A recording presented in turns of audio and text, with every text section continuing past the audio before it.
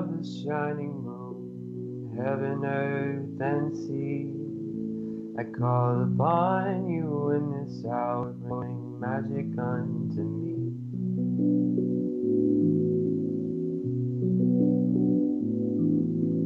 Brothers, oh, the cauldron cries, it singeth unto me.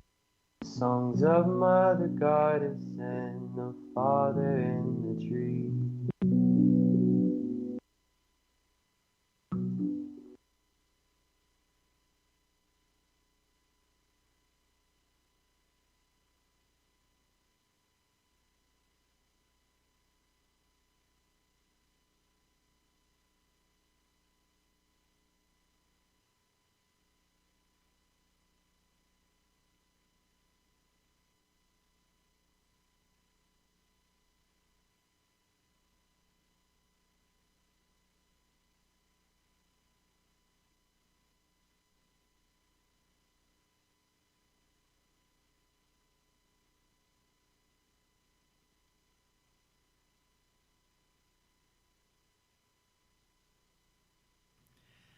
Here I am talking away, doing my thing, and yeah, I forgot to turn off the microphone. It seems to happen at least, once a month. I have the coffee and the tea.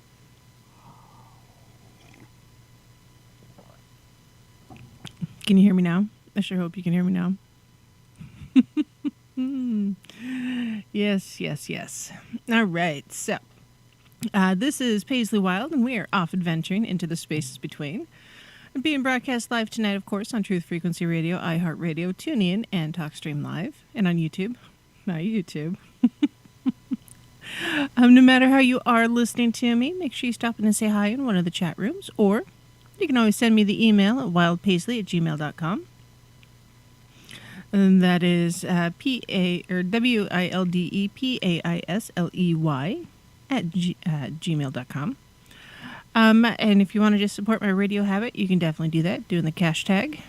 And that is the $, TheSpacesBetween. Just make sure I have good microphones that do have on buttons, apparently. Maybe I need an alert for that. Probably do, actually. If you want to check out the website, that is www.paisleywild.com. I do have the spell jars up there. The book, that is The Wild Pagan, A to Z, is up there. Julia wrote a book, and I need to get that put on there too. And then I've got the spell jars, yes. I'm going to have some other stuff coming up, because why not? I mean, why not? I have a meditation thing that I want to put in there for those of you who want to kind of subscribe to a morning meditation type of thing. And so there's some other bits and pieces that I want to put on the website, mostly for informational purposes. Maybe I should write a blog. I could write a blog, I suppose. And the reason why is some things are just easier to look at visually rather than trying to explain it on over the air. Because, for instance, I've been thinking about doing a show on sigils and how to create them. It's a lot easier to show people and have diagrams and such than it is to try to explain it verbally. But it's an interesting process.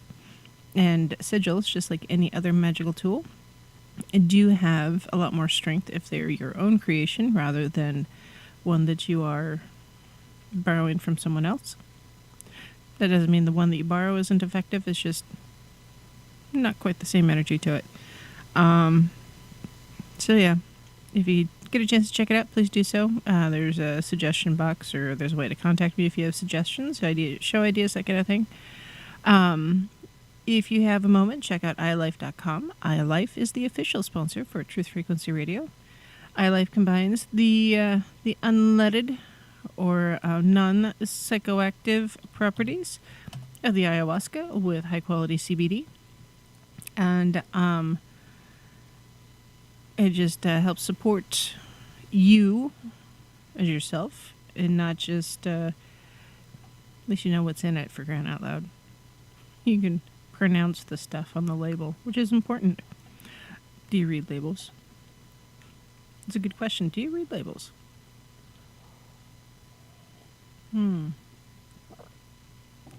Tonight I'm doing the coffee and the tea because, yes, I don't know. That is what it is. I just need. See, the phone line's open, so that number is 213-233-3998. Or if you're across the pond in the UK, it is 44203-393-2871. So, for those of you here in the U.S., happy Memorial Day weekend. It's kind of a big deal here. Now, the importance and the weight behind the weekend does seem to vary just a little bit with contemporary politics. Some people are more observant and others are less. So Memorial Day is a federal holiday, which means the government says, nope, you got to do it. And most people have the day off. So it's a 3-day weekend. And in the U.S., it's a day that we set aside as a nation to honor and mourn those who have died in the performance of their military career while using within the U.S. Armed Forces. And generally that's observed on the last Monday of May, which is Monday, of course. For a lot of folks, it seems like Memorial Day weekend, sorry, I spilled chocolate, is just another excuse to go out and have a good time. It's a 3-day weekend. And so it's kind of frustrating to me, honestly, because so many people in the world are here, have stepped up to the line and, generally speaking, voluntarily, sometimes involuntarily, committed to protecting those who could not protect themselves. Sometimes that's the folks at home, sometimes it's folks in other places. And so I got to thinking, today would be a good day to just kind of honor them in short. So that's why the show title, Remembering the Warrior. And I just wanted to talk about what a warrior means within paganism a bit, because I think it's important. I think it's very important to remember what a warrior really is. If you look at the basic definition of what is a warrior, well, a warrior is a person who specializes in combat or warfare, especially within the context of a tribal or clan-based warrior culture society that recognizes a separate warrior class or caste. That's a Wikipedia thing. Wikipedia is debatable, but generally it's a brave and or experienced soldier or fighter. And in our world today right now, it is generally someone who is engaged in or experienced in warfare. A soldier or a person who has shown great vigor, courage, or aggressiveness. Now, in the dictionary here, according to dictionary.com, means as in politics or athletics. Now, I don't really feel that the word warrior is truly attributable to politicians or athletes. It doesn't mean that they don't compete and have to stand up and be courageous and all that, but it's a different mindset. Truly a different mindset. I'm just looking at some of the other dictionaries here. According to Reddit, a true warrior is someone who is able to defeat their enemies without the need for violence. Well, you know what? I can't agree with that one. a warrior to me is someone who steps up. Period. Whether it's being willing to commit the violence that is needed, or to prevent the violence that could be coming, or a combination of thereof. And it, to me, is frustrating when people try to apply the word warrior to, or the label of warrior to any other place than someone who is willing to step up. And that means our armed forces. Honestly, it means a lot of our law enforcement. I could put them in the same warrior caste, if you will. Or, yeah, we'll leave it as caste. I think that's appropriate.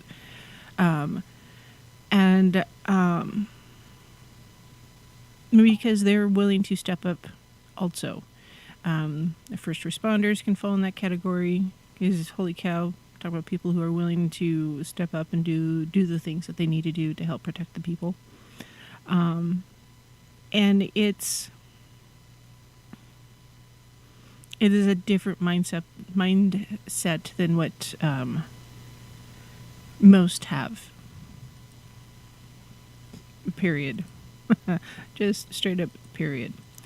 So in talking about warriors within paganism, it was interesting because I did a big search, did a fair bit of research on this one, and I had to really dig a lot because for so many pagans and witches, the idea of warfare in general is an abstract concept.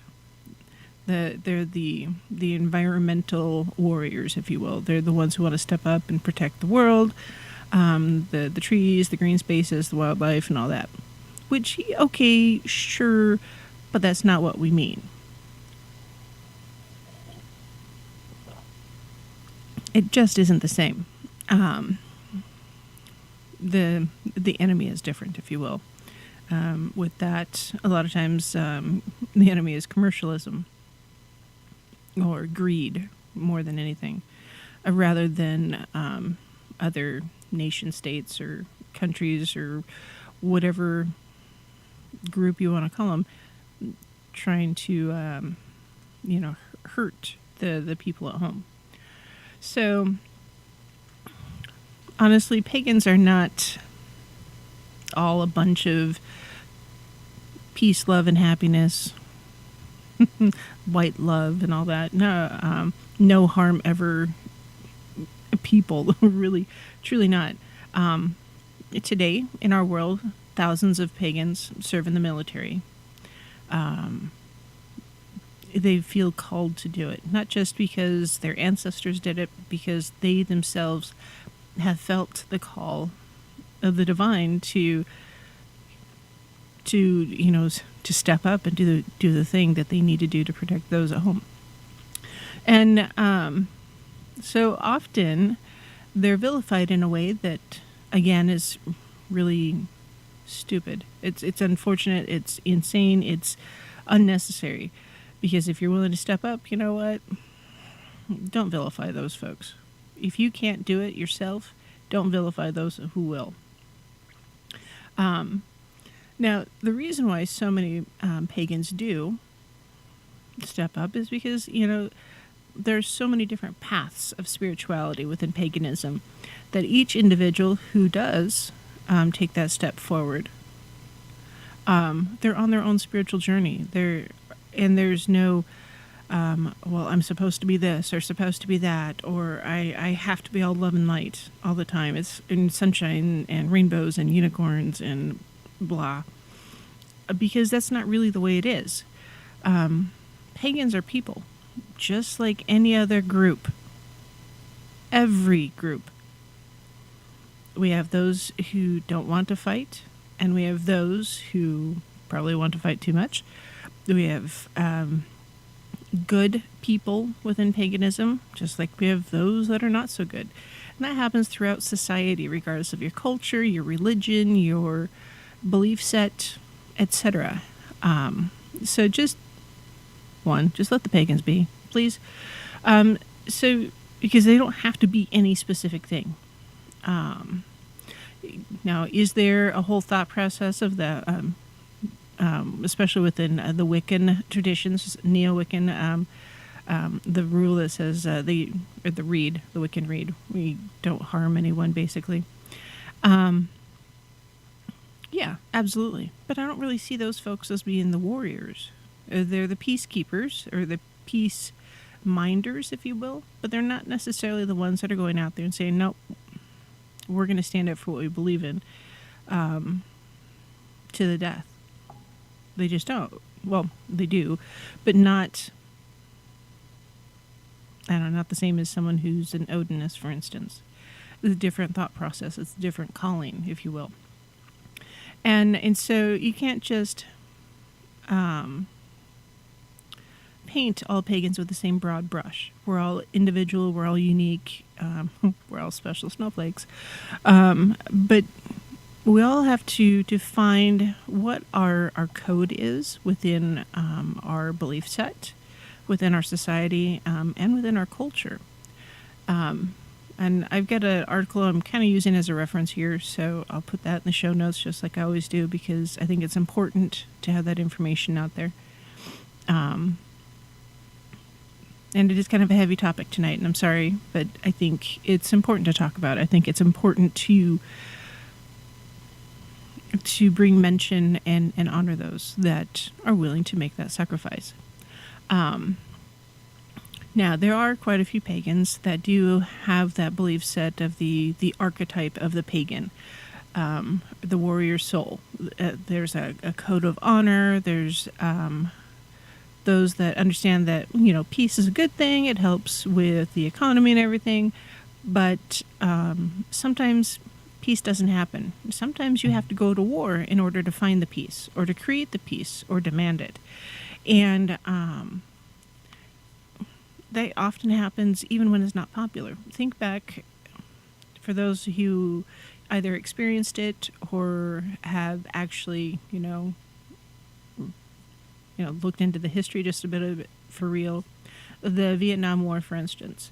There's a lot of folks that ended up going to fight within Vietnam, and it was not a popular fight within the U.S. There's a lot of protests, a lot of insanity here at home, and then when our warriors returned, to the States, they were often ostracized, sometimes for things they couldn't even help. I mean, if you're drafted to serve in the military, you're drafted to serve in the military. That was your thing. You had to do it. Unless they're one of those that chose to run from the responsibility, which I don't understand, but that's not me. I couldn't do it. So as a result, those are those who went and they provided the service for our country, even when it was not a popular thing. In our world today, we don't have as many wars as we did in the early 1900s, the mid 1900s, and all that. Do armed conflicts still happen? Yes, they do. But it's not the same. So a lot of times, those who feel the warrior's call are not just going into the military. They are going into other career paths that could put them into danger. Maybe it's the law enforcement, firefighters, first responders. And it's, I think, important for us to remember to honor them too, because they have felt a similar call, but not quite the same. But often, if you read the news anymore or catch the news at all, man, there's someone stepping up and doing the things that and making the sacrifice that they shouldn't have to make because others are cowardly. That's just my interpretation. I'm a little political tonight. A little salty, maybe. I'd like to blame it on the eclipses, but maybe not. I'm tired of those who are choosing to protect us being vilified. And yeah, war is everywhere. Armed conflict is everywhere. Like he says, the U.S. brings war everywhere. So I think with a society, no matter how small, war will come to you. Yeah. Conflict happens. Very, very few countries. Anything like that, very few of those actually can be all peace, love, and happiness. There's generally some part of the society that is the antithesis of peace, love, and happiness. So when we look at paganism throughout history, man, there's a lot of historical evidence when it comes to pagan warriors. The Vikings come to mind in a big way. The Celts, Romans. Hello, Sparta. I'm talking about you too. And that's just, the big ones, the ones that are, we hear about a lot. But also there's a lot of the first people, or first tribes here in the U.S. Talk about some warriors. Yeah. The big brass ones there, guys. And, it's interesting how so many of the cultures around the world have deities that do represent war and battle and conflict. And they were, the patron saint, if you will, or the patron deity to help guide and teach the art of war. Because, there is some strategy, there's some art to it, and there's a lot of moving pieces when it comes to armed conflict that many just don't understand.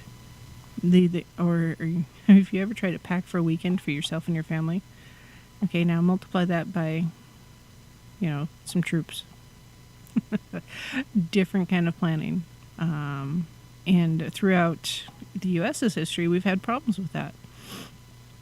I think back to, if you, depending on what your history has taught you, the Civil War, for instance, here in the U.S., the troops had a big problem with supplies.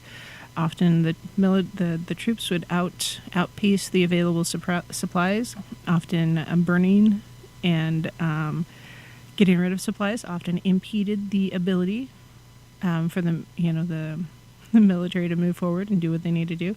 Well, that's true in every military group. It's not just in antiquity. Even today, the logistics are a real thing. Lucky says, yeah, but we don't have to worry about it in the morning. What am I going to wear? Dilemma. Right. It's an interesting shade of camouflage anymore. So, you're funny. And yes, for those of you who are listening, thank you for your service. Straight up first. I'm about to go to break, and I don't want to forget that. I'm not forgetting it. I'm probably going to say it a few times. So thank you for your service. If you do feel compelled to tell someone thank you for your service, just real quick, don't be trite about it. Don't say it because you think society demands it. Have it come from your heart. If you truly are thanking someone for their service, mean it. Don't just speak the words as if it's like, oh, well, have a good day to a random stranger. It's not the same. It shouldn't have the same meaning as your typical greeting, your hello, goodbye. Now, thank you for your service is definitely different than ciao or hola or good morning. Not really the same. Not really the same thing. So, yeah, when you say thank you for your service, just, mean it. Or don't say it. Yeah, that's me feeling a little salty there. Because I've heard it, the Lions Club locally often does a big parade and fireworks here in Sandpoint. And they do a really good job. And there's a lot of armed forces available, retired armed forces, that help them out and do things. And they hand out the poppies and everything. on Veterans Day and such, and Memorial Day, and it's really awesome. But don't just walk up to someone and say thank you for your service if you don't mean it. It should mean something to you. Period. Anyways, yeah, I'm feeling a little salty. Going to be on a bit of a soapbox, I think. When we come back from break, I'm going to keep going, and like he says, remember Memorial Day is for those who did not make it home. Armed Forces Day is for those who are active service. So you may have to remind me to say that again once or twice, but still. Yeah, but still. Anyways, going to break. Be right back. And keep talking about the Warriors.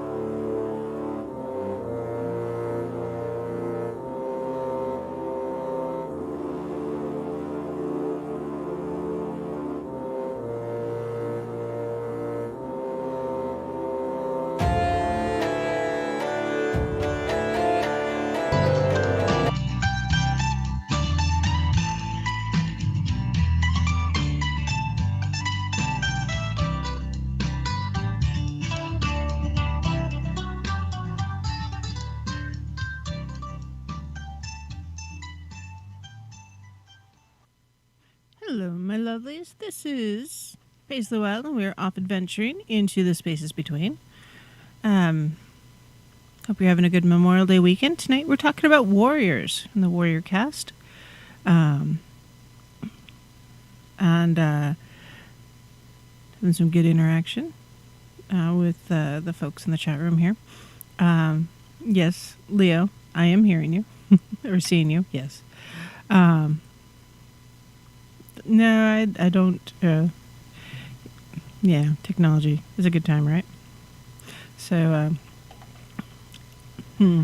every so often you might hear sheepdog in reference to those who are or have not or no longer within the active duty, or sometimes they are. And it has something to do with the sheepdogs are often, or historically, I guess I should say, were used to guard sheep and other livestock. They're guardian animals. And so sheepdog is often applied, or as a term that's been adopted by those in the military. Oops. And it's mostly their first line of defense. They're there to keep an eye out and protect other folks. And I don't know, it's a good movement, I think. Check it out if you have questions.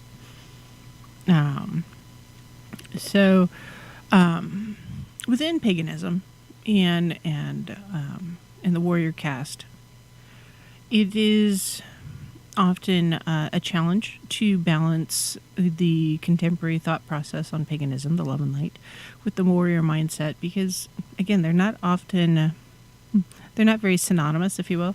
Often they're the counter set. They're opposites. In reality, in the U.S., the exact number of folks in the military that are pagan is not really a big number. Mostly, or not necessarily confirmed, known number, I should say, known number. And that's mostly because, pagans in general, since the dawn of Christianity, have really kind of shoved that under their hats. And it's really, truly, as much as I hate to say it, it seems like with the dawn of Harry Potter, the movement to accept witchcraft and belief in the gods has become more accepted worldwide. It is not just a horror story anymore, or suspense. It's not all the craft anymore. There's other bits to it. In Hollywood, much as I hate to say thank you for anything, they've done a lot in helping the resurgence of paganism and witchcraft and the acceptance. And so, yes, there are quite a few now who are within the warrior caste that do subscribe to some form of paganism. Maybe it's Odinism, heathenry, Asatru, Wicca, Druidry. Druids have been the warrior priesthood for a long time. And some of those who are Wiccan do join the military. There is actually a pagan military association page on Facebook, which I think is pretty freaking awesome, honestly. And it shouldn't be a thing where it's like, woohoo, this is super cool, check it out. It should be normal. It should be normalized, for crying out loud. In today's society, being able to be pagan and out loud about it, really, you shouldn't have to keep it under your hat anymore. You should just be accepted for who you are. It doesn't change your ability to protect if you're pagan, honestly. So yes. Now remember that, hold on. Leo says, I wonder if I knew about all of this when I was in the army. I wonder if I'd been different then. Either way, I'm glad I know it now. Yeah. I think that's a really, really interesting too, that as our society has shifted to that more open-minded thinking and thought process and being more accepting of those who are not of the traditional conservative Christian demographic, that yeah, being able to say, yes, I am pagan, or yes, I'm a witch, or hey, my belief system is not like yours, and we just needs to be more accepted. So if you have questions or need help finding resources, let me know. It's wildpaisley@gmail.com. That's WILDEPAISLEY@gmail.com. You can always check out the website, send me a message through there if you want to not have your email address. And that's paisleyweld.com. Now, something else that I think we need to remember, especially as those in the government are talking about budgets and such. A lot of times, those who are in the military here, they're not doing it to get rich, guys. They're doing it because they're called. So, don't be afraid to reach out to your politicians, whether local or state, national. I don't care. Reach out to them. Tell them to pay our military a living wage, for crying out loud. It's ridiculous. I have met and know too many people who have been in the military, active duty, and had to be on food stamps because they didn't have enough to cover the cost of groceries to keep their family fed. And that's ridiculous and should never happen. So yeah, that's me, again, being a little salty. Truth. Justin says not all conservatives are Christian. True. Very true.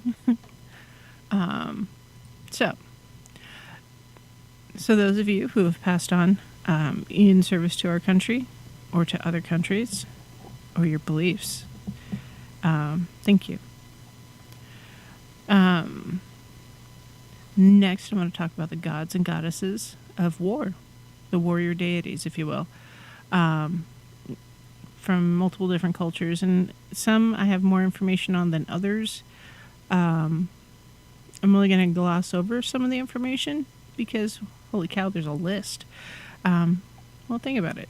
Every culture in the history of mankind basically has fought some kind of war or battle. So yeah, there's one for everybody. Sometimes several. Just like there's a Semitic, which is often Judaism, deities. Hold on, I just want to make sure I'm saying this right because, yeah. Okay, Semitic is generally those who speak Semitic languages, especially Hebrew and Arabic. I Googled it. I wanted to make sure I was right. Oxford Languages says Semitic is those relating to or denoting a family of languages, includes Hebrew, Arabic, and Aramaic, and certain ancient languages such as Phoenician and Akkadian, constituting the main subgroup of the Afro-Asiatic family. A lot of big words in there. So basically, not necessarily Judaism, but of that time frame of the early Jews, the early Israelites, I should say. So the first one is Agasaya, who is a goddess.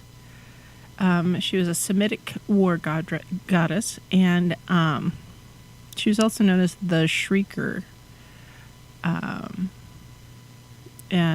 So supposedly, when she was a Babylonian goddess, and yeah, she just was really loud. Think your drill sergeant, if you will.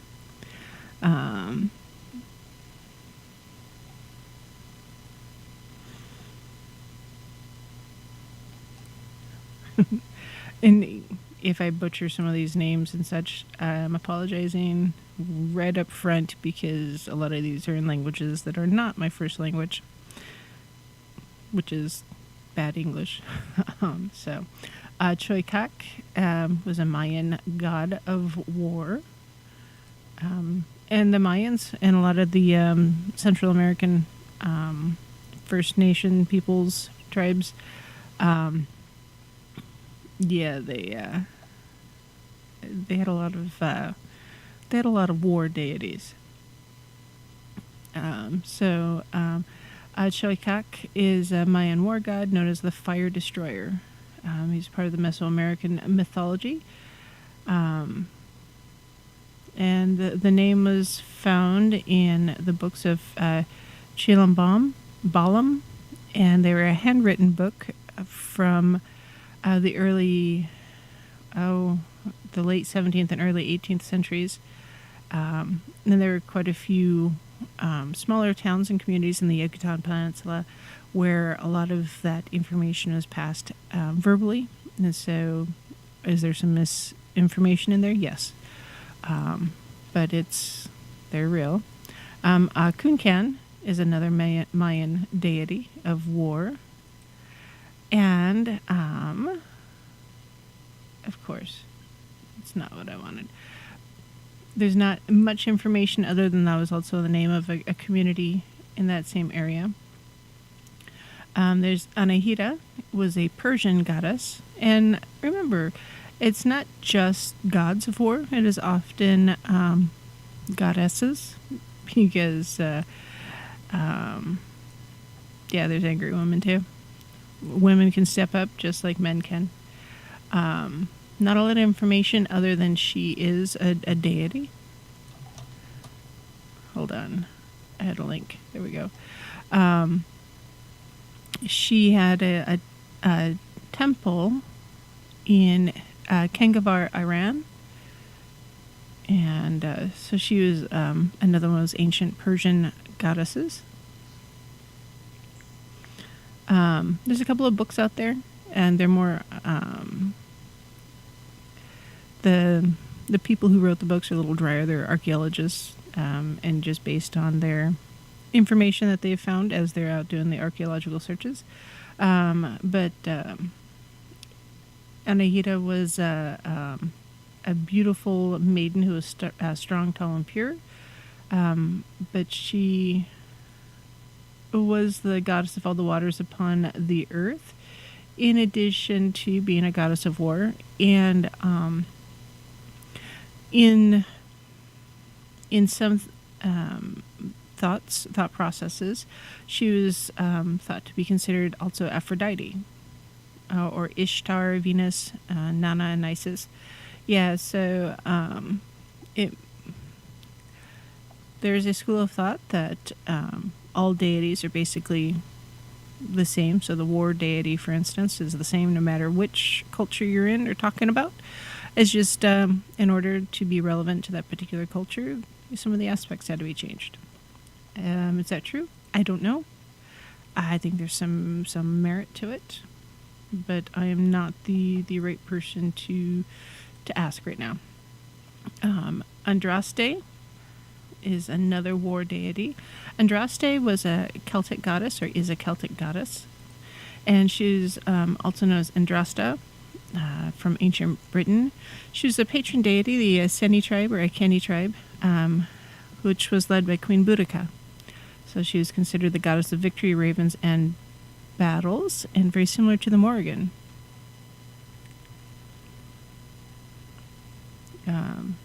So yeah, another one of those really, really powerful people that has probably evolved a bit over time. There is still a group out there following Andraste. And Boudica, for those of you who recognize the name and wonder where it's from, Boudica or Boudica fought against the Roman occupation of Britain in 60, AD 60, or CE 60, however you want it. But that, of course, is written through the lens of the victor, which is, the Romans.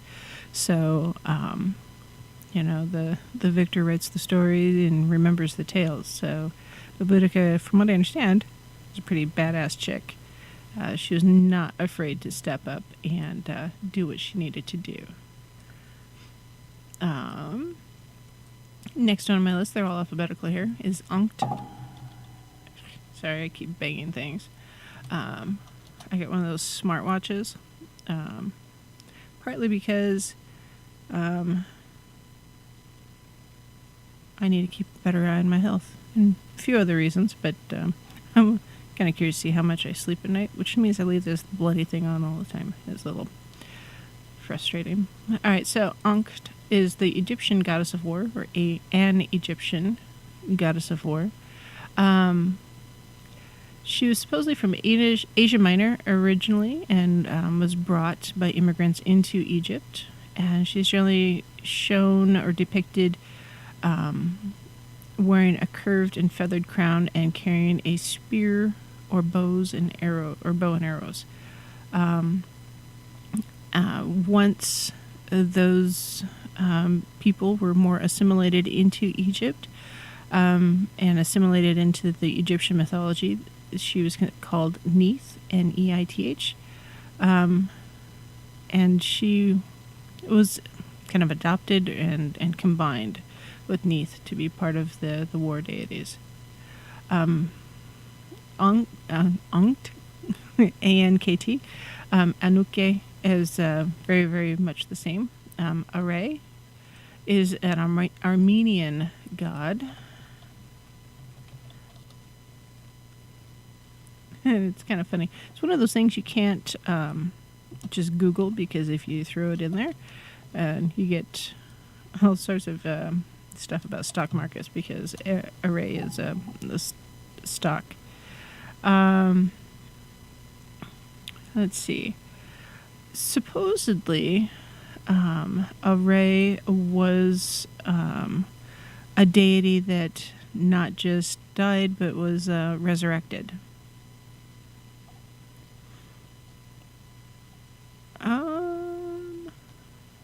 All right, so Leo asked a question. What about the symbol we use in the medical field? Are you talking about the serpent coiling up and the whole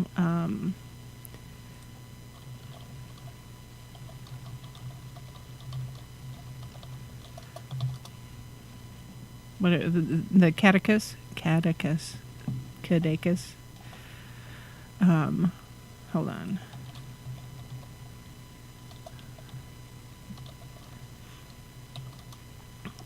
It's Staff of Hermes is also what it's called. And when I get to Hermes, I guess I'll talk about it just a little bit more. Anyways, where was I? Array, yeah, god of... Technically, was also a god of agriculture. Probably similar to Ares. And yes, he was considered, one of those.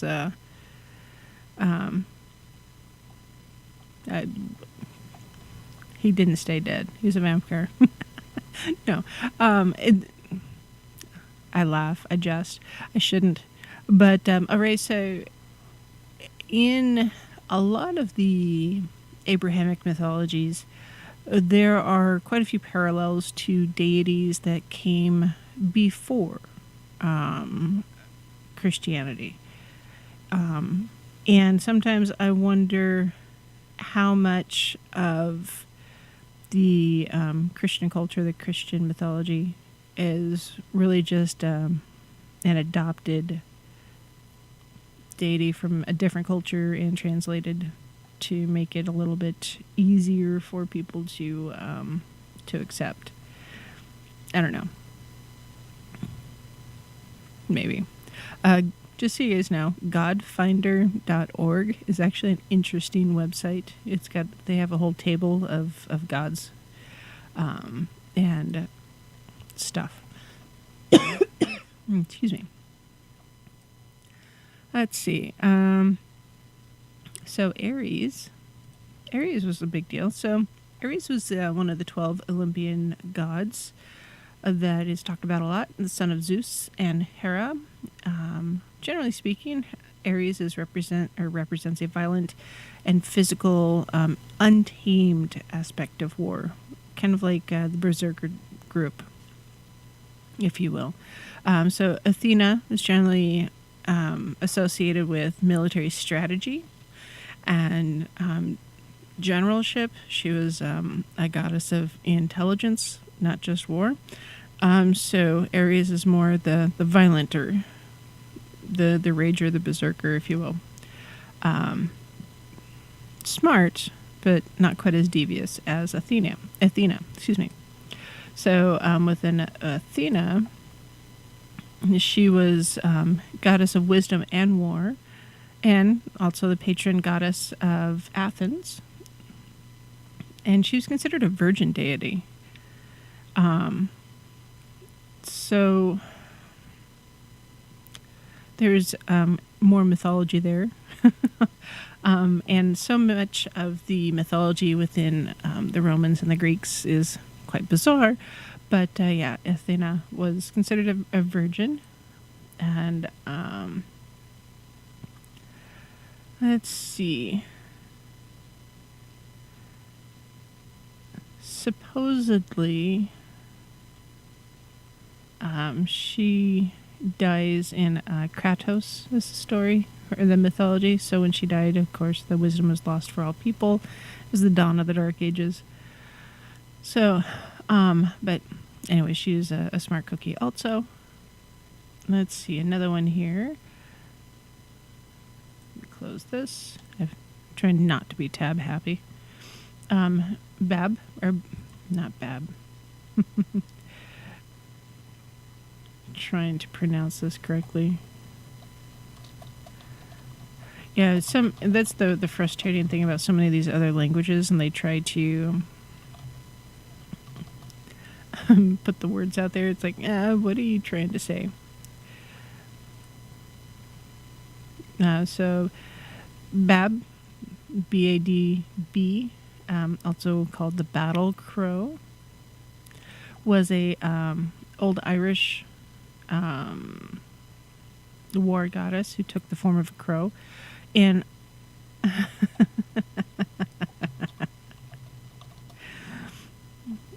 and there. Let's see if I can get a little bit more information. She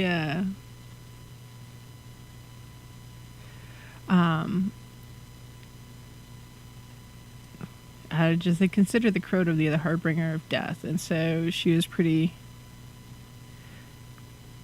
common because death was a big deal, and the death was assumed when people came together to fight in battles and such, which, I mean, it kind of happens.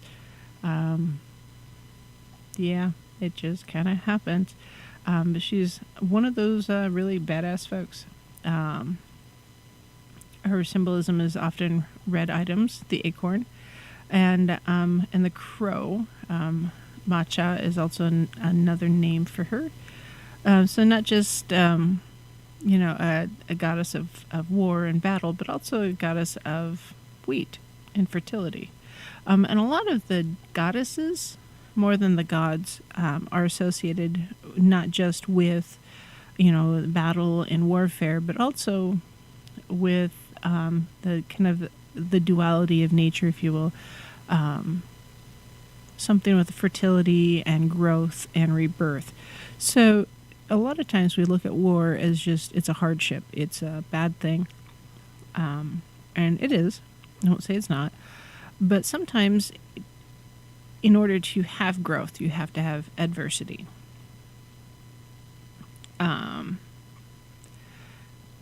It's not really, it's not a good way to grow, but sometimes in order for that growth to happen, yeah, you do have to have the adversity.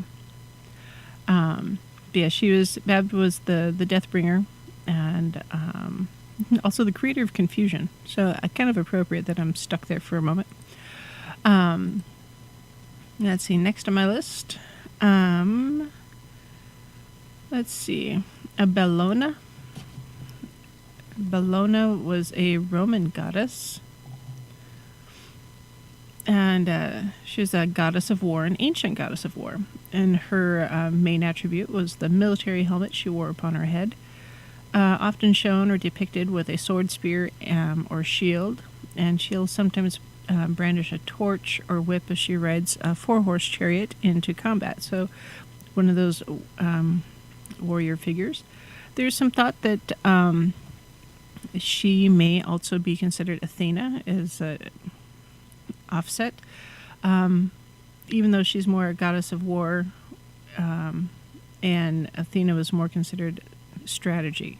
So again, interesting how there's so many different overlaps between the different deities. And I'm going to stop there so I don't lose my place. Because, hey, guess what? It is break time again already. Top of the hour. When I come back, we'll do some singing bowl. And, yeah. It's good. And, any questions, let me know. Chat rooms or give me a call. Either way, we'll be right back.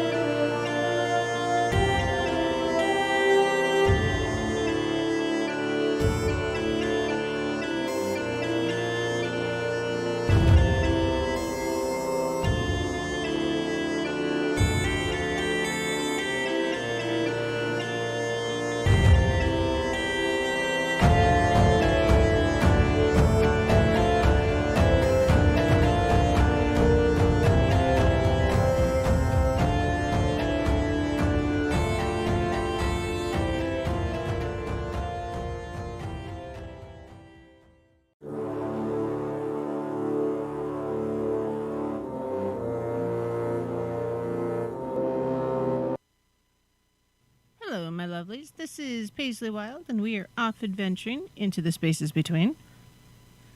And, let's see. Apparently, Lucky does not like hot dogs that much. Just listening to the headlines on the commercial break. There's so much going on in the world, and that is a headline news. And someone won a hot dog eating contest by eating 76 hot dogs. Probably puked right after, but bleh. But seriously, all the stuff happening in the world, that's what makes a headline. Ooh, deep cleansing breath. Let's do that again. In through the nose and out through the mouth. Yeah. Let it out. All that craziness. Yeah. Okay, singing bowl time. We're going to let that all go. We do some singing bowl. We're going to go back to talking about the warrior deities. Maybe we should do some singing bowl. And we'll do more singing bowl. Because, you got to cleanse the hot dogs.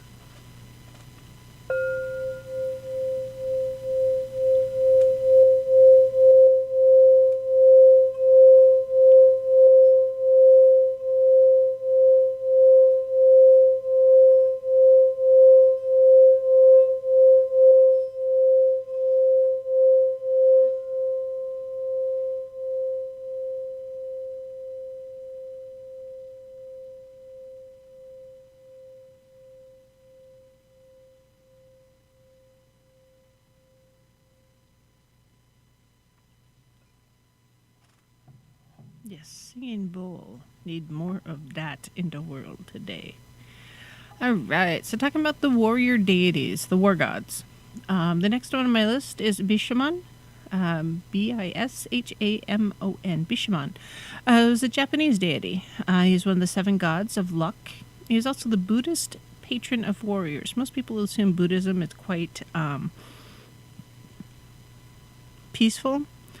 Not all Buddhists are peaceful. That's just all there is to it.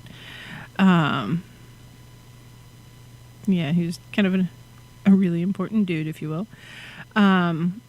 He's also a god of luck, and one of the 7. And he was, one of the 7 deities of luck, god of luck. Now, concerned with fortune. Often, when he is depicted, he is clad as a warrior in full armor. Holding a spear in one hand and a toy pagoda in the other hand, and the pagoda is called the Tower of Treasure.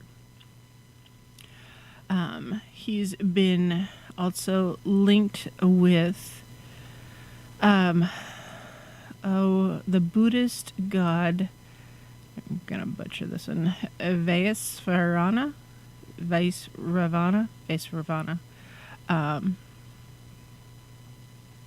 Yeah. Who was another one of those big dudes. He was one of the 4 heavenly kings in Buddhism. Also, Bishamon, or Bishamon 10, is a god of wealth and protector of human life that chases demons. So, anti-demon. Which, that's kind of another one of those big deals. Let's see. Just going to kind of scroll through here. Camillus is a Gaul. Camillus. Gaelic, yep. And he's not showing up there. Let's see if I can find him here.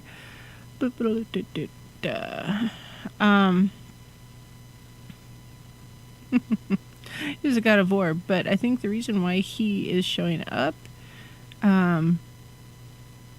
is in part because he got really popular in Stargate.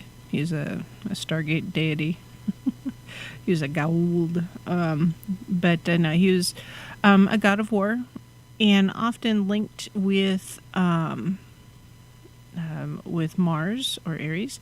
But he was seen as slow to anger. So instead of, flying off the handle, it took a lot of things to tick him off to the point where he goes to war.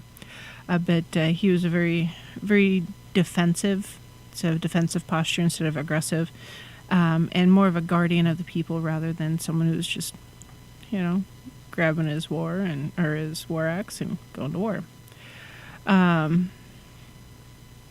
Let's see. Enyo is a Grecian goddess. Let's see if it'll show up here. It should. Enyo is a bigger name. Enyo delighted in bloodshed and the destruction of towns, and often hangs out with Mars. Hey, Alan, how's it going? Welcome to a live show. She was one of those scary gals. So she was born with gray hair from birth and was mentioned in the Hesiod. Let's see. And yeah, she was also considered Bellona. Not just Enyo and Bellona were supposedly the same deity. Let's see. Man, there's a lot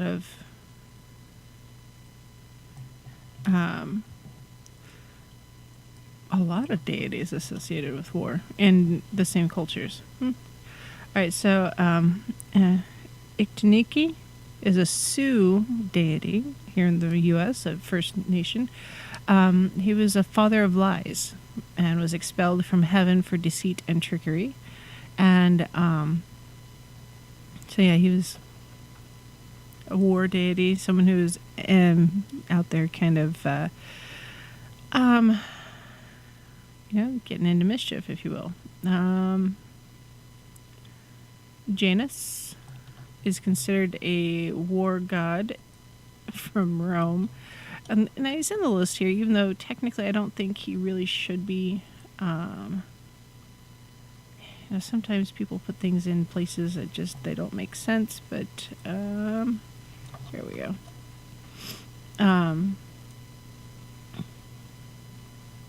So Janus was the dual-faced deity, and that's also the month January is named after Janus. And supposedly, yeah, he wanted, let's see, hold on. Similar to Sol, let's see. Just because he has duality in nature, if you will. There's some, I don't know. Again, this is one of the problems that comes up with researching online. Yeah, there's a lot of information at your fingertips, but there's also a lot of misinformation. I wouldn't generally put Janus in as a war deity. I mentioned him mostly because, that's kind of weird. Mars is a war deity. That one makes total sense to me. Janus, not so much. Let's see. So, Mars. Oh, holy cow. Quite a bit of information here. I'm gonna go back here, do this link here. Mars and Aries are pretty much the same character or same individual, just one's Grecian and one is Roman. Once upon a time there were sacrifices offered to him, not just of all different types of things, for prosperity of fields and flocks. Again, that's the duality of nature a lot of the deities have. But he was also very, very warlike. And since he was the father of Romans, or considered the father of Romans, he was also considered the protector. And so when ancient Romans were to invoke protection for home and livelihood and self, often they would invoke Mars. And to me that's interesting because not only was he warlike, but also he is a protector. Again, there's so many facets of the different deities that I could sit here and talk about one particular deity for about an hour and probably not run out of material. Maybe. Depends on the deity. Some of them just have more information than others. Some are just mentioned in passing. Let's see. The Morrigan. Just so you know, Courtney No, let's see. Courtney was on the show just over a year and a bit. Courtney Weber wrote the book, The Morgan, and she talked about it a bit. She's got one, Hecate, coming out here shortly. If it's not already out, I might need that one. Really, really dynamic individual. Lots of really good information. She's not afraid to go places. Yes, the Hecate is out. And she also has Rigid and Tarot for One. So if you're looking to get into tarot, yeah, by all means, check out Courtney's stuff. I did her workshop, Tarot for One. Wow, really good information. Excuse me. Really changed my thought process and my approach to tarot when I did the workshop with her. Yeah, a lot of good information. And it looks like there's another book I need to have on my list. Because, yes, just really dynamic lady. So, with the Morgan,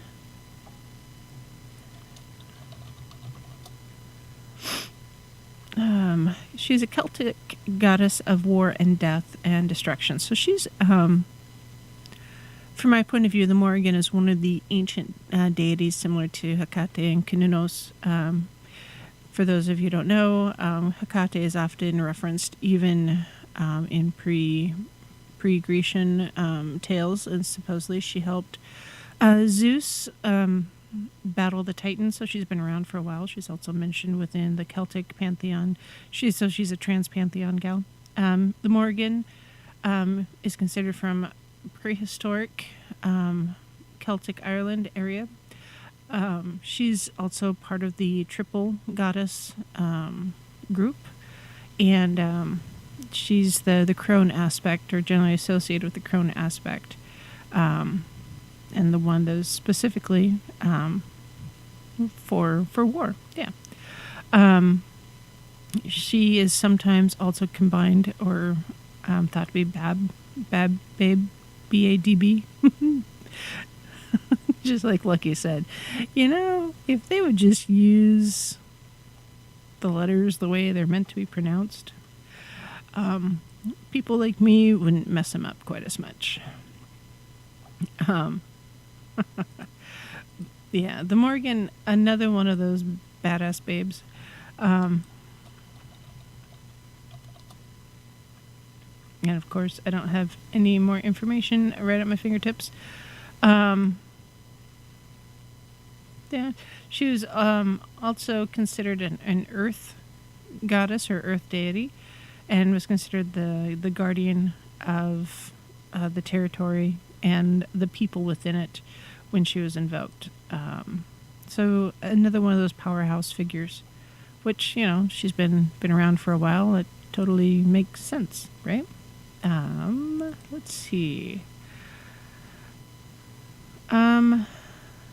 Neith. Neith is on my list here. So Neith, also known as Nit or Niet, was a patron deity of Sais in the Western Delta of Egypt. She was the goddess of hunt and war. Her symbol was 2 arrows crossed over a shield. So again, she was the duality of nature and so many of the deities that I've talked about tonight. Not only is she, a goddess of, violence, but also one of non-violence, like the loom, for instance. So she was the goddess of weaving. So her name actually, Neith, means weaver. And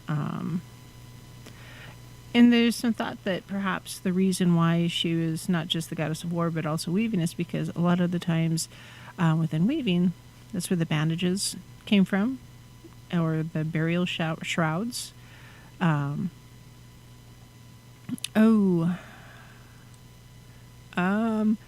Alan, I should probably actually have that on my website. So Alan just asked in the chat room, can I get a good list of books that I like, Wicca or ancient things? Pretty much anything by Courtney Weber. Honestly, I love her books. She's just a really good author. The Inner Temple of Witchcraft is by Christopher Penczak is a really good starter book also. He is Wiccan, and so if you want to go that direction or learn more about Wicca, really good spot. Ellen Everett Hoffman has got a lot of good information on Druidry. So, Alan, send me an email, and I'll send you a list, and I'll put it up on the website also. My email again is wildpaisley@gmail.com. Paisley@gmail.com.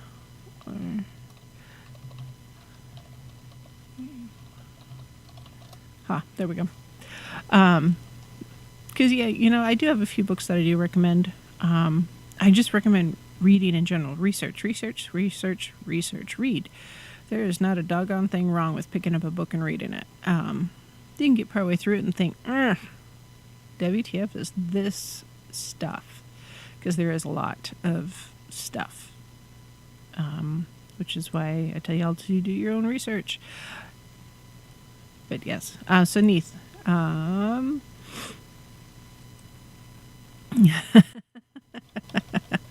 Lucky's funny. She goes, yeah, told you were needed. Need more help with information. Yes. I have a couple of other... So, on that note, so I got the Wild Pagan A to Z is my book. It's a kid's book, but it's kind of a good beginner's book. It gives you a place to start anyways. And then I've got another kid's book. Probably have that out. Yes, it's this one. Nope, not that you can read it too close to the camera. So the kids' books will be under the Wild Pagan series, and then one about wishes is the next one to come out, and then got a couple of grown-up books. They're not going to be very big. They're going to be booklets, I think, is kind of the direction I'm going, because I want them to be not as overwhelming, because sometimes you pick up a book, you're like, woohoo, there's all this information, and it's 300 pages long. And in our ADD world right now, 300 pages is not necessarily a good thing. I'm as guilty of this as the next person, so but there will be more books.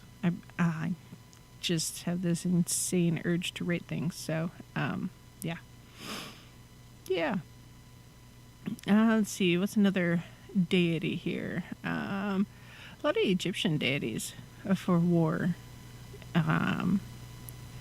Same with the Celtic, the Polynesian too. Let's see if I can pull this one up. Just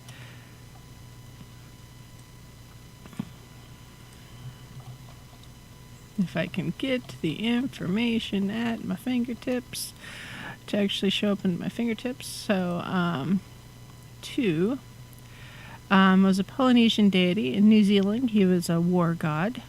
So all war parties were sacred, and his name was held in awe and sanctity. And so if the chief was had a slave woman and got busy and had kids, the children were considered the property of two as a tribute. Let's see. So, anyways, yeah, he was, he had a likeness of man, but he was kind of rebellious, and yeah, he was just one of those kind of. He was a war party deity, which, you know what? Some war party is slightly different than war. War party is generally considered smaller, more guerrilla tactics, if you will. Then it doesn't mean a warrior can't be in a war party, because they could be. It's just a little smaller scale. Tyr, Tyr, is a Germanic deity.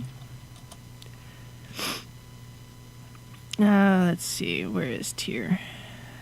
Tyr was kind of a big deal. And I can't find it right there because, yes, Tyr. Germanic, Nordic, he was the god of justice, sports, and war. So supposedly Tyr had one hand torn off by Fenris, how you want to pronounce it. And the sacrifice of his hand was made for the perpetuation of life, which to me is interesting. That to have life continue even after battle. There was the small Tyr, Tyr, Tyr.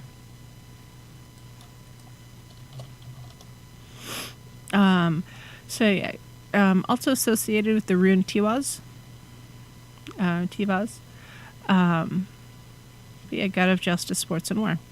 Now, for the Nordic folks, a lot of times sports and war did go hand in hand.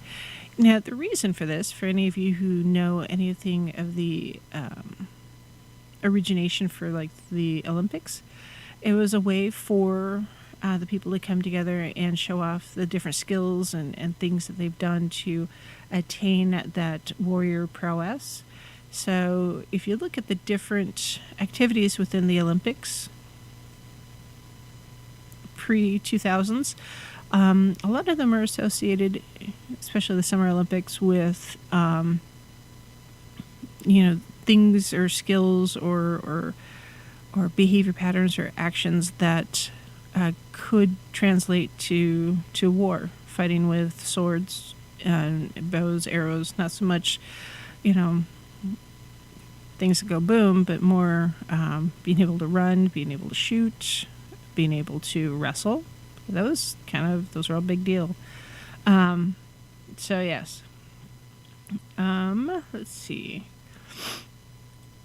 I forgot to take my allergy medicine. Kind of kicking my butt. So the list I have here is probably like 30 or 40 different names, and I haven't touched on all of them just because I am a little ADD and I know this about myself. Zababa is an Akkadian deity. Could be from Mesopotamia, Akkadian, that area. Thank you, Alan. I may not get to you tonight because it is rapidly approaching 11 o'clock here in the evening, but I will get it to you before the end of the holiday weekend here. But Zababa was an Akkadian war god, and he was also adopted by the Hittites, who brought worship of him to Anatolia. And I just clicked on something and lost it.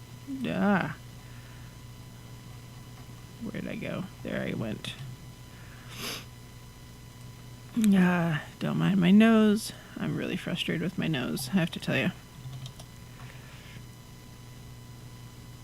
Yeah, Zababa's not going to be there, of course. That's, again, this is one of those things that's kind of frustrating. Audiobooks are fantastic, Ellen.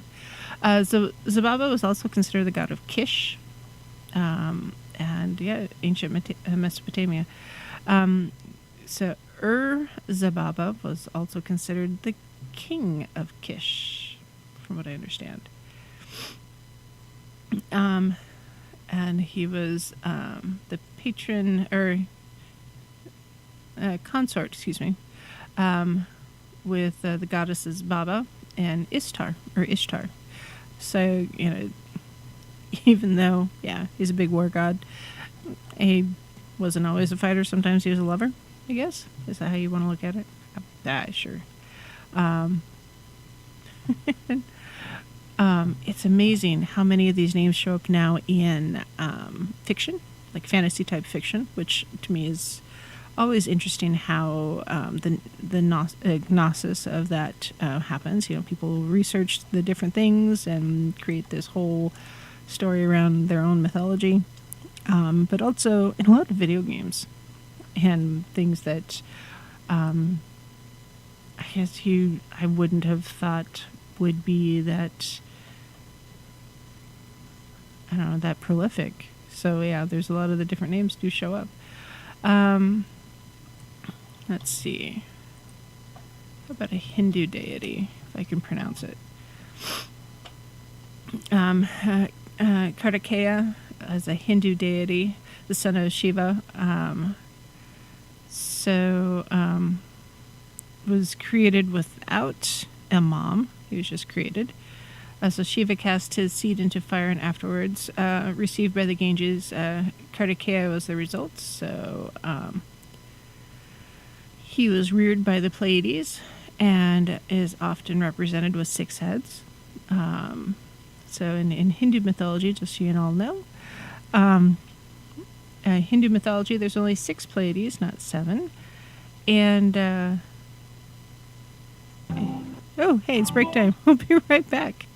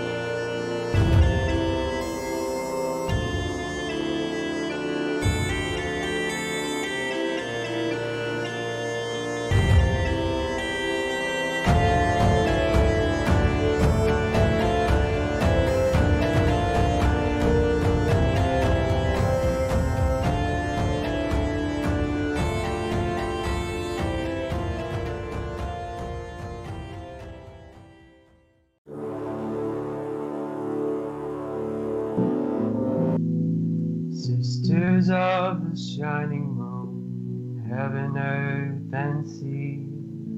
I call upon you in this hour, bring magic unto me.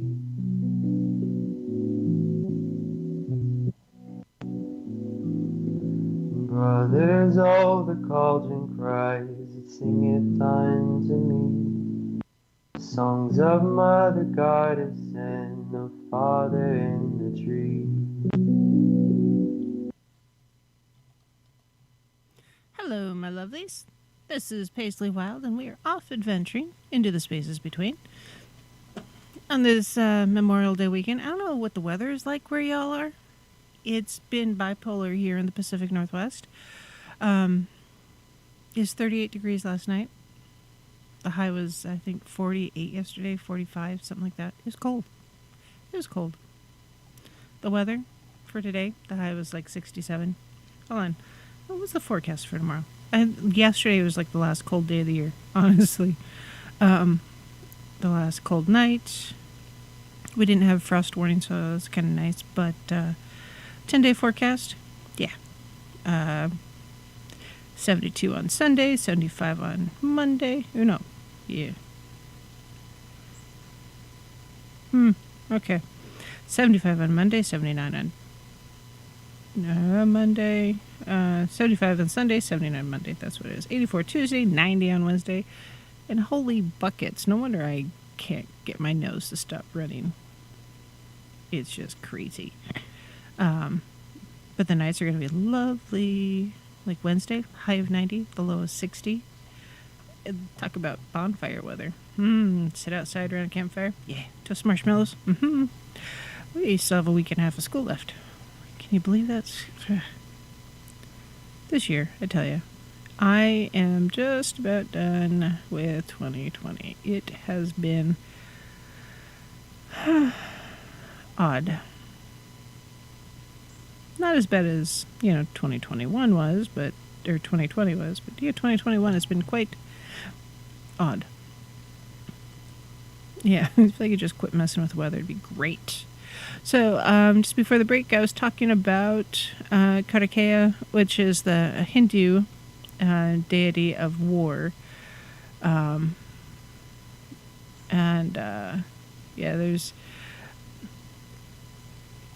Kartikeya, Skanda. There's a couple different ways of pronouncing it. But yeah, he's a Hindu deity of war. Regardless of which culture you're looking at, ancient culture, there's a deity associated with war, battle, logistics, wisdom, strategy. And all of those things, do they pertain to the warrior caste? Absolutely. But they also have peacetime applications as well. Strategy is a big deal. Making sure you've got enough supplies to last the winter. That's a real thing. Or making sure you're in a defensible location. That's strategy. And you can be in a defensible location without having to worry about, a war time, a foothold. It's needing that kind of a stronghold. Because sometimes you need it in peace, too, because sometimes you just need a place to hunker down and be safe. Weather happens, for instance. Here in North Idaho, yes, the weather happens. Yeah,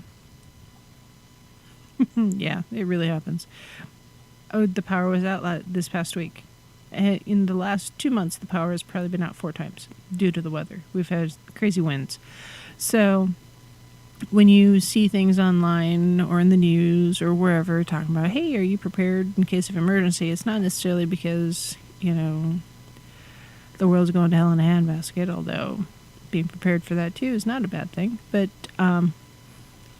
be prepared because the power could go out. There's always going to be some fool out there not paying attention that's going to hit a power pole and knock out the power for the area for a little bit till they get it fixed.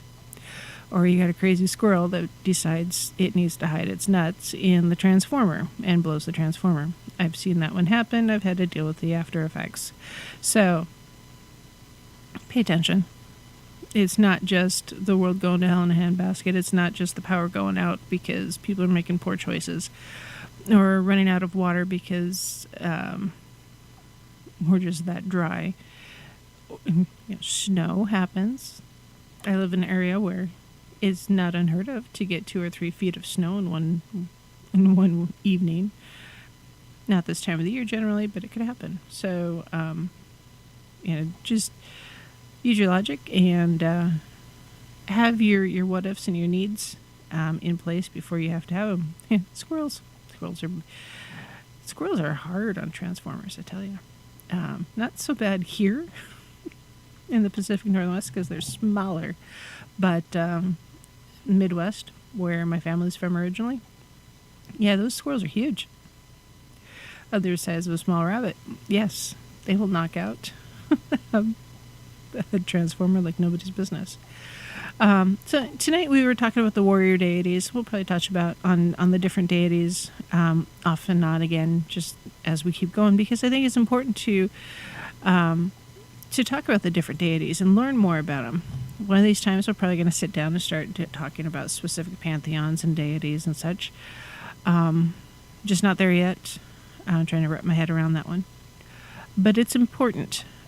If you feel called to learn more about any of the deities, do your research. There's so many books out there. If you need help finding books, let me know. Send me the email, what have you. And I'll give you a little bit of direction because, sometimes you need it, and I get it. I needed it. Because there's so much that I was doing intuitively anyways, trying to find real information in the 90s. Oof, it was hard. 80s, more so. Holy cow. Trying to find anything that wasn't just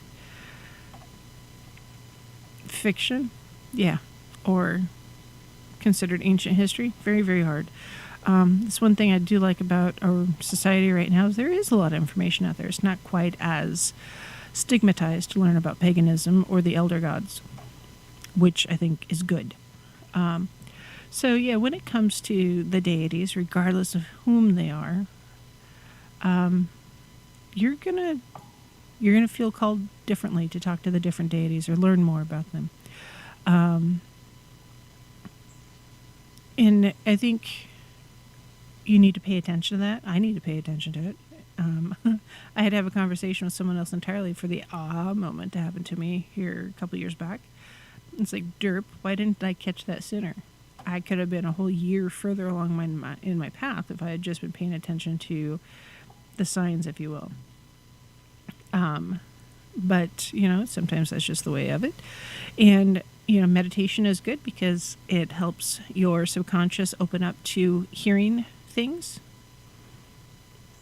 And as your subconscious becomes more open to receiving the messages, the deities will reach out to you. Sometimes, the symbology or the things they're trying to tell you are to be loud and in your face, really, truly. Like Canunos, for instance, that one was loud and in my face. Groot, sprouting off of my Yule log, kind of a big deal. Sometimes you might feel drawn to a specific deity, honestly. If you are paying attention to movies at all, or TV shows, or the books you read, is there a deity that shows up often for you? Or, in the course of conversation or online or the things that are posting, it's amazing how much is randomized out there that we think is random, but really isn't. And it's hard to remember that a lot of that stuff is not random. It is being communicated to us specifically. There is purpose behind it. We just have to remember to keep our eyes and ears open and our hearts. So if you're wondering if you should be working with a deity, well, what are you drawn to? Are you drawn to anything? If you're not drawn to anything, it's okay. You don't have to work with a deity. Honestly. It doesn't have to be any specific thing. It could just be you're working with the universe, or the divine feminine, or the divine masculine, and that's okay too. Sometimes you find yourself in a career, for instance, that really calls to you, and you feel like you just have to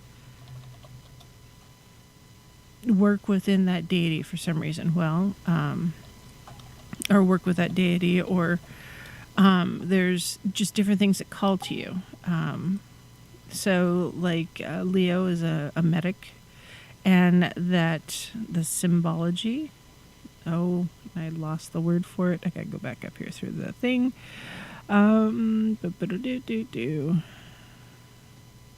Yeah.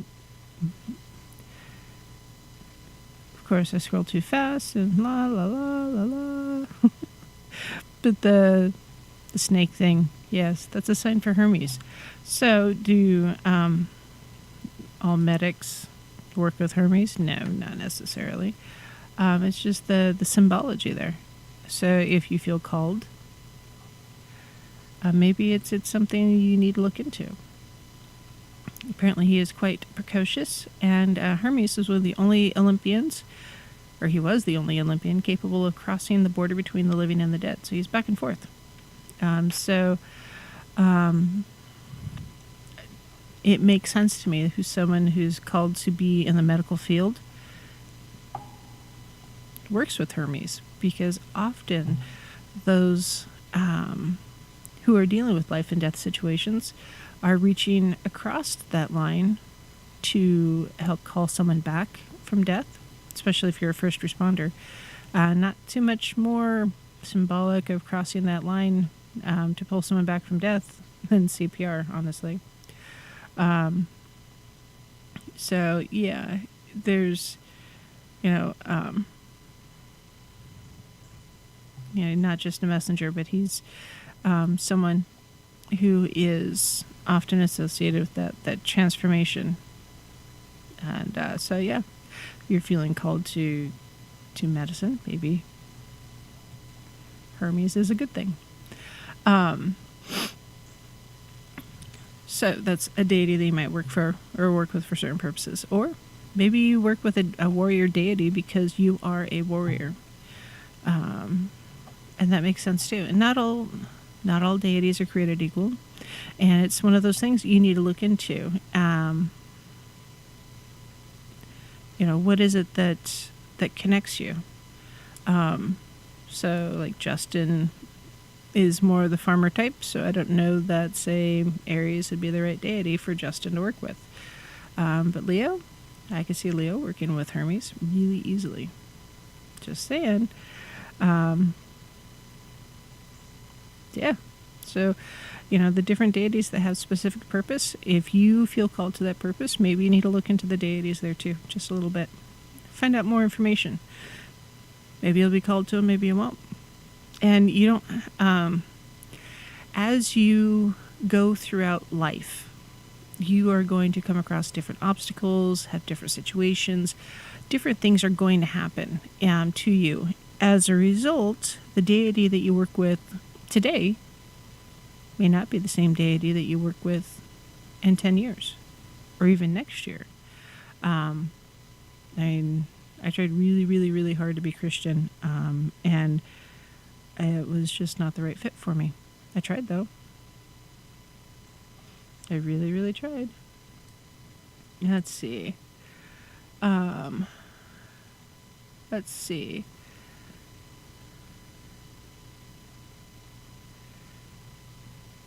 So, let's see. Lucky has something for me to read. And I will do that here in just a moment. I wanted to finish up this whole thought process, the kind of deity relationships. Sometimes you feel compelled that you have to work with a specific deity. And you know what? That's common. That's normal. And sometimes you're going to feel that you just don't have that right fit. It's nothing like wearing shoes that don't fit. Sometimes the deities are the same thing. But remember, it's a journey. That's why we're journaling our experiences and learning more about ourselves as we do it. It's one of growth, one of expansion of self, expansion of consciousness, not just, falling in line and sticking in the same rut that you've always been in your entire life. There's a meme that goes out every so often. It's got these circles on it, and it says, this is you, this is your comfort zone, and this is where success is. Well, success is generally outside of your comfort zone. Well, just like learning more about your spiritual path and who you are as a person rarely happens in your comfort zone. So I mentioned strife earlier. Sometimes you have to have strife in order to move yourself forward and grow. The strife is not in your comfort zone, generally. So, just deep cleansing breath. Remember to meditate and drink your water. Stay hydrated, and it'll be okay. Let's see. So Lucky sent me a thing. So Mark Twain wrote a bit about the Roman soldier who died at Pompeii. Is kind of a poetical thing, and that Pompeii has yielded to modern research was that of a grand figure of a Roman soldier clad in complete armor, who, true to his duty, true to his proud name of a soldier of Rome, and full of the stern courage which had given to that name its glory, stood to his post by the city gate, erect and unflinching, till the hell that raged around him burned out the dauntless spirit it could not conquer. We never read of Pompeii, but we think of that soldier. We cannot write of Pompeii without the natural impulse to grant to him the mention he so well deserves. Let us remember that he was a soldier, not a policeman, and so praise him. Being a soldier, he stayed, because the warrior instinct forbade him to fly. Had he been a policeman, he would have stayed also, because he would have been asleep. Oh, that's funny. I don't know that that's necessarily true, because I don't know, not all policemen sleep. Some are quite awake. But yeah, that's the soldier at the gate of Pompeii. He saw the destruction coming to him. Can you imagine what was going through his mind as he watched it come at him? But he stood because that was his place. And back then, the eruption of Pompeii could have been considered an act of the gods, and so he was there to put himself between the gods and the people he was protecting. What a powerful thing. And yes, Lucky says, policemen in other countries and in former times were lazy and corrupt. Yes. Yes, not all policemen, unfortunately, not all policemen are created equal. Yeah, in today's world, that is true. Even here within the U.S., some policemen are fantastic at their jobs, and others are not. It seems like there's no happy medium. You either are or you're not. But it does take someone special to step up to that plate, and even more so, I think, with the armed forces. So this is a Memorial Day weekend here in the U.S. as you are celebrating and remembering those who have passed on before us, as they've stepped up and heeded the battle cry.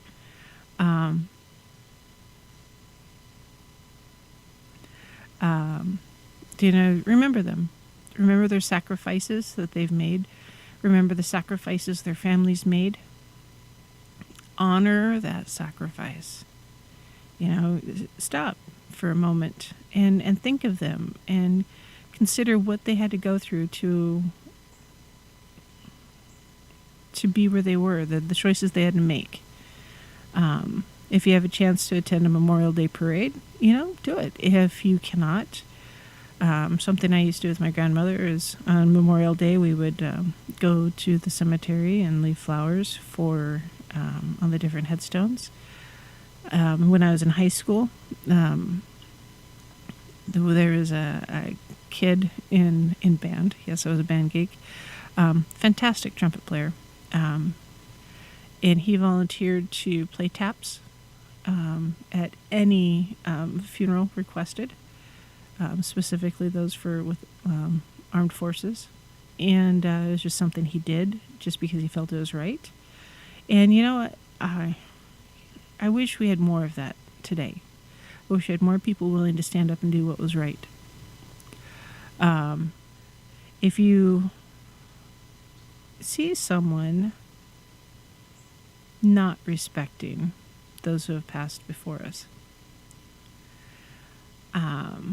or disrespecting the things they stood for, try really hard not to engage them, because they're a special kind of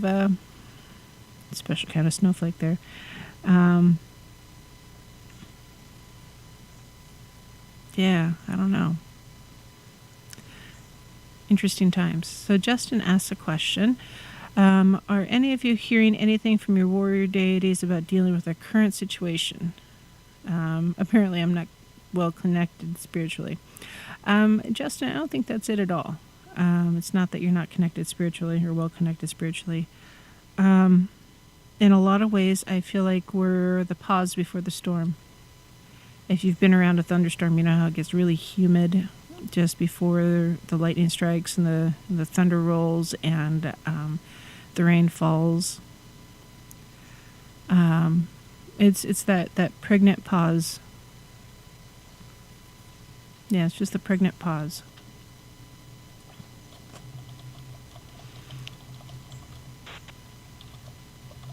And it's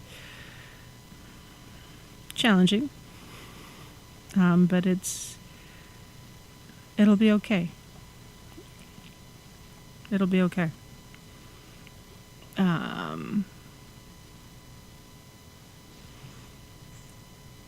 Let's see here. I had a thing I wanted to say.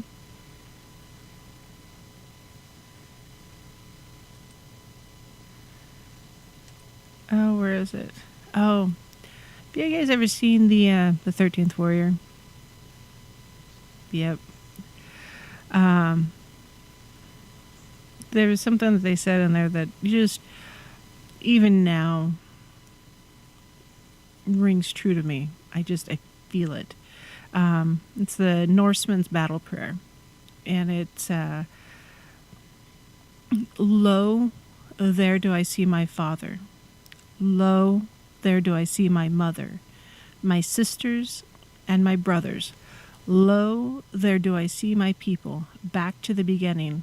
Lo, there do they call to me and ask me to take my place in the halls of Valhalla, where the brave may live forever. That's pretty powerful. When you can stop and you listen to your ancestors. Not just the deities, but your ancestors as well.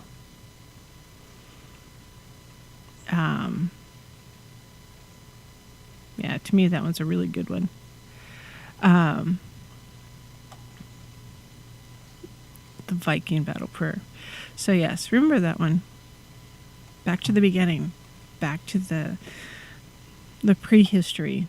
Think of the elder gods. What would they have you do? What choices would they have you make? Honor them. Because they're going to call to you. They will call you to take your place among them, whether it's in Valhalla or a different afterlife, because there are many. With each tradition comes a different afterlife. They're not all the same. I'm not going to go to hell as an Hell. That's not my place. So, very cool. Justin's running for office in his town. Yep, try to get involved. If you can get involved in your local communities to help support them as the future happens, as the future becomes the present, that's not a bad thing. It really isn't. Just be careful. As we're pagans, we're, almost in a different place, just because we see things differently, we experience things differently, and honestly, even though the world is becoming more and more friendly towards us as a group, some people still freak out. I can't wait for the next president, or the first president of the U.S. that's going to be Pagan. That'll be fantastic. So many little minds will be just go poof. It'll be awesome. All right, so show's just about done for this weekend, this Memorial Weekend. So I hope you guys do have a safe weekend. Don't mourn the loss of those who have come before us. Instead, celebrate the life and thank them for the sacrifices they have made. So thank you for your service. Thank you for all that you've done. Thank you for stepping up to the plate and taking on that burden that so many of us cannot. The true soldier fights not because he hates what is in front of him, but because he loves what is behind him. Excellent quote by G.K. Chesterton. Fantastic. Merry meet and merry part and merry meet again on this Memorial Day weekend. Deep cleansing breath, folks. It'll be okay. We'll see you next weekend right here on The Spaces Between.